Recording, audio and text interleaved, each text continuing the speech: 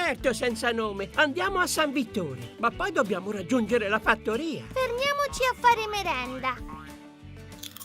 Queste albicocche non sanno di niente. Anche la mia uva.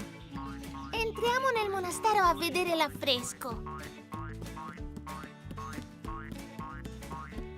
Gamberi di fiume, castagne e fichi sulla tavola dell'ultima cena. Ho capito! Questo affresco ci dice che è meglio mangiare cibi dei nostri luoghi. Ora andiamo alla fattoria.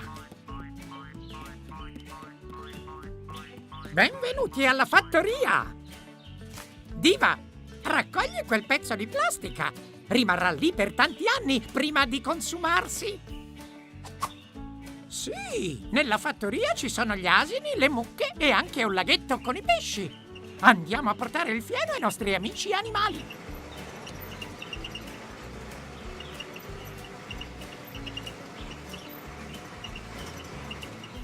Perché hai spento il motore? Quando ci si ferma, si spegne il motore perché i gas di scarico inquinano l'aria. Che strani pesci! Ma chi ha fatto lo scherzo di buttare le immondizie nel laghetto? Ci penso io a recuperare le immondizie. Bravo, Pio! Ora andiamo a riscaldarci al fuoco. Non avvicinatevi troppo, è pericoloso. Si è fatto tardi, è ora di tornare a casa. Però prima spegniamo il fuoco. Con il fuoco non si scherza. Avete imparato che per mantenere bella la natura bisogna rispettare i suoi elementi: terra, acqua, aria e fuoco, e mangiare cibi del posto.